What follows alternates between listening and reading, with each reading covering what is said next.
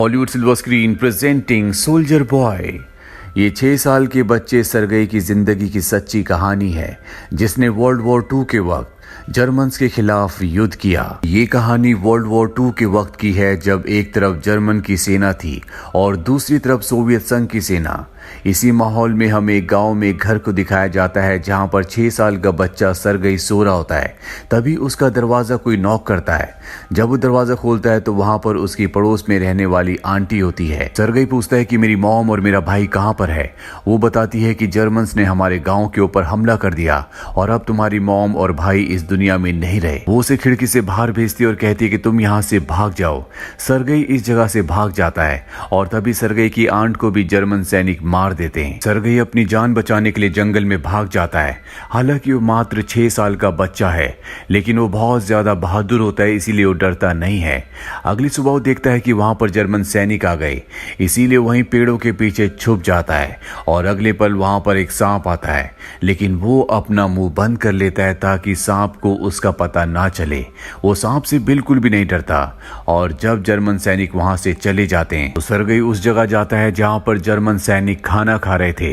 वो उनका खाना उठाकर जंगल के अंदर चला जाता है, लेकिन जल्दी उसे दोबारा भूख लग जाती है। जंगल में पत्तियां खाने के अलावा अब उसके पास कोई भी रास्ता नहीं है, इसीलिए वो पत्तियां खाना शुरू कर देता है। जिसके बाद वो लगातार जंगल में आगे बढ़ना शुरू कर देता है और कुछ ही दूर जाने के बाद एक बार फिर से बॉम्ब ब्लास्ट होता है। दरअसल जर्मन्स ने दोबारा से हमला कर दिया है, लेकिन सरगई डरता नहीं है। वो एक लकड़ी उठा लेता है और कहता है कि कोई भी अगर मेरे पास आए तो मैं उसे मार दूंगा, मेरे पास गन है। दरअसल वो मात्र 6 साल का बच्चा है, जिसने अपने पूरे परिवार को खो दिया और उसे पता है कि जर्मन्स ने उसके पूरे परिवार को खत्म किया है, इसीलिए वो उनसे लड़ना चाहता है। लेकिन अब यहाँ पर उसे कोई भी नहीं दिखता। वो लगातार आगे बढ़ता हुआ एक जगह सो जाता है और तभी रात को बारिश होना शुरू हो जाती है। सरगई बहुत प्यासा भी होता है, इसीलिए वो बारिश की बूंदों को पीना शुरू कर देता है। दरअसल उसने पिछले 2 दिनों से कुछ भी नहीं खाया। उसके अंदर अब चलने की भी हिम्मत नहीं है, इसीलिए वहीं पर बेहोश हो जाता है और तभी हमें वहां पर किसी के पैर दिखाए जाते हैं। दरअसल यहाँ पर अब सोल्जर्स आ चुके हैं, लेकिन ये जर्मन सोल्जर नहीं बल्कि ये रशियन सोल्जर्स हैं, जो उसे उठाकर अपने कैंप में ले जाते हैं, जहां पर कमांडर निकोलाई होते हैं। वो सरगई से उसके परिवार के बारे में पूछते हैं। सरगई बताता है कि मेरी आंट ने मुझे बताया था कि मेरे पूरे परिवार को जर्मन्स ने मार दिया है। ये सुनकर सबको बहुत बुरा लगता है, क्योंकि 6 साल का बच्चा अब अनाथ हो चुका है। अब सरगई बहुत जख्मी होता है, इसीलिए उसे ट्रीटमेंट के लिए नर्स के पास भेजा जाता है, जिसका नाम कातिया है। और कातिया जब सरगई को देखती है तो वो उसे बहुत अच्छा लगता है। वो उसे अपने बच्चे की तरह ट्रीट करती है। जैसे जैसे सरगई को यहाँ पर वक्त बीतता जाता है तो यहाँ जितने भी पेशेंट्स होते हैं वो सब के सब उससे बहुत क्लोज हो जाते हैं।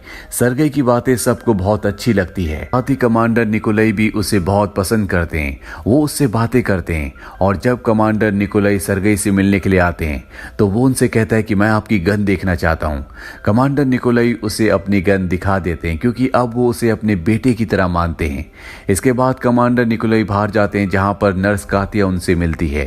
दरअसल ये दोनों एक दूसरे को पसंद करते हैं, लेकिन कभी भी इन्होंने अपने दिल की बात एक दूसरे को नहीं बताई होती। कातिया कमांडर निकोलाई से कहती है कि मैं चाहती हूँ कि आप सरगई को यहाँ से मत भेजिए। दरअसल सरगई को अब एक अनाथ आश्रम में भेजा जा रहा होता है और कातिया ऐसा नहीं चाहती। कातिया कहती है कि मैं उसे अपने बच्चे की तरह पालूंगा।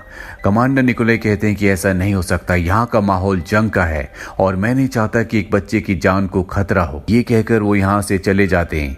वहीं सरगई के पास कुछ और आर्मी ऑफिसर्स आते हैं। वो उसके साथ बहुत सारी बातें करते हैं। उसे देखकर सब यहाँ पर खुश होते हैं। जंग के माहौल में सरगई यहाँ पर एक ऐसा बच्चा है जिसे देखकर सबके चेहरे पर मुस्कुराहट आ जाती है। कोई भी नहीं चाहता कि सरगई यहाँ से जाए। सब उससे बहुत प्यार करते हैं। अगली सुबह यहाँ पर जर्मन सैनिकों की एक टुकड़ी आ जाती है, जो इनके ऊपर हमला कर देती है। ये सब के सब बहुत बहादुरी से उन सब से लड़ते हैं और इस मोर्चे को अपने हाथ से नहीं जाने देते। अब यहाँ पर कुछ और दिन बीत जाते हैं और वो दिन आ जाता है जब सरगई को यहाँ से अनाथ आश्रम भेजा जाना है। उसे लेने के लिए आर्मी का एक सोल्जर कमांडर निकोलाई के पास आता है।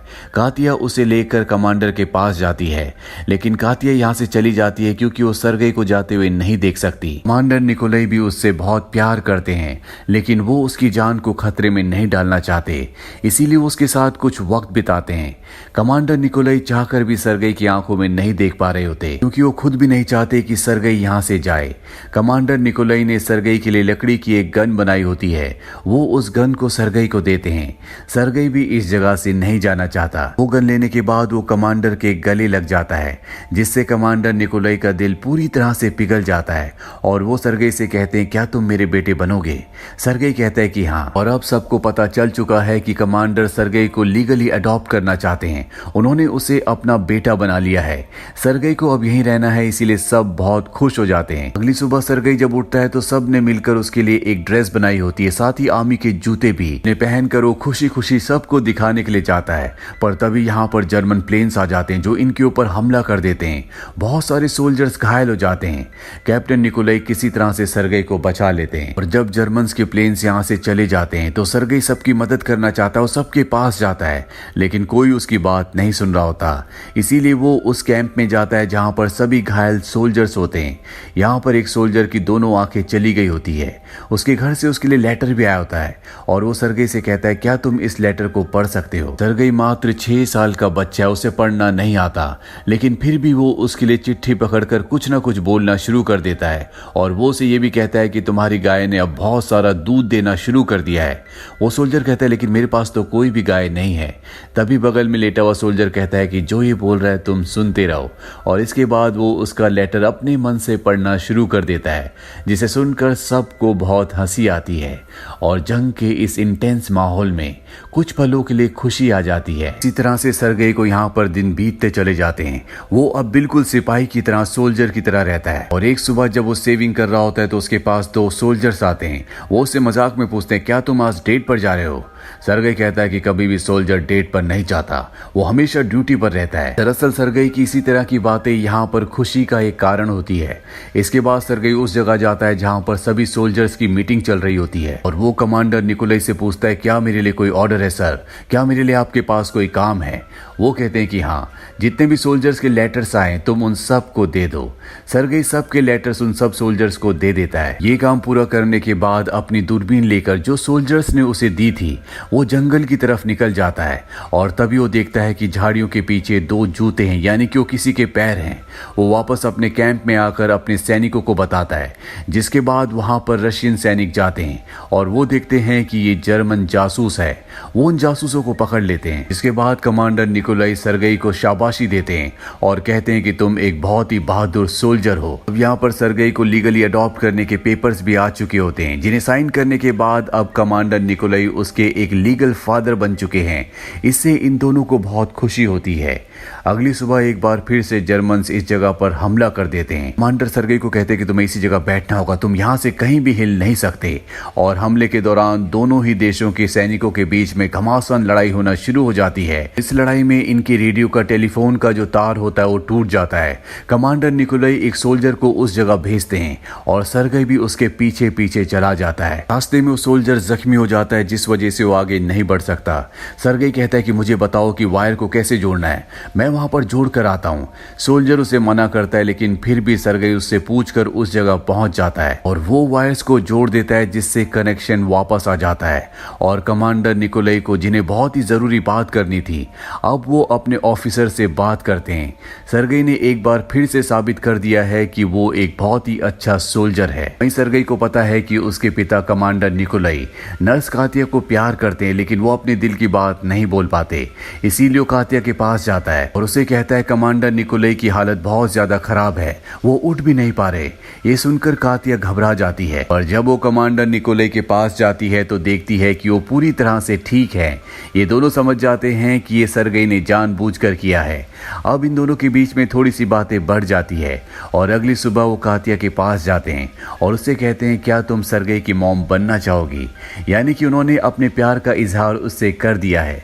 कातिया भी हाँ कर देती है। अब अगले दिन इन्हें ऑर्डर्स मिलते हैं कि इन सब को यहाँ से दूसरी जगह जाना होगा। दरअसल इस पोस्ट को इन्हें खाली करना है और अब ये पूरी की पूरी बटालियन इस जगह को छोड़कर आगे बढ़ जाती है और तभी जर्मन्स इनके ऊपर हमला कर देते हैं।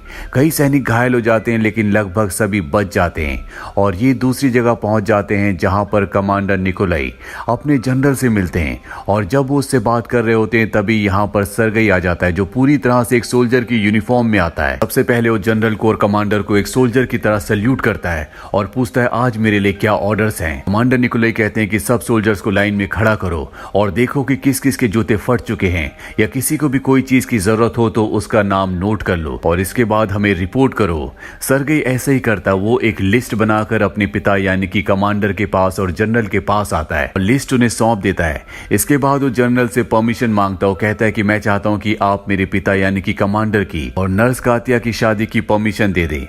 ये सुनकर कमांडर और जनरल दोनों बहुत हंसते हैं। हालांकि सरगई जो कुछ कर रहा होता है वो बहुत सीरियस कर रहा होता है लेकिन सबको उसकी प्रेजेंस से बहुत खुशी होती है। अब रात को एक बार फिर से जर्मन इनके कैंप के ऊपर बहुत बड़ा हमला कर देते हैं जिसमें कई सैनिक मारे जाते हैं, कई जख्मी हो जाते हैं। सरगई अपने पिता कमांडर को ढूंढ रहा होता है लेकिन वो उसे कहीं नहीं मिलते। अगली सुबह उसे पता चलता है कि उसके पिता बहुत जख्मी है। वो कमांडर निकोलाई के पास जाता है जिन्हें देखकर सरगई की आंखों में आंसू आ जाते हैं। वो पहले भी अपने पूरे परिवार को खो चुका है और अब वो अपने पिता को यानी कि कमांडर निकोलाई को नहीं खोना चाहता। कमांडर निकोलाई उसे कहते हैं कि कभी भी कोई सोल्जर, कोई मर्द आंसू नहीं बहाता, जिसके बाद वो चुप हो जाता है।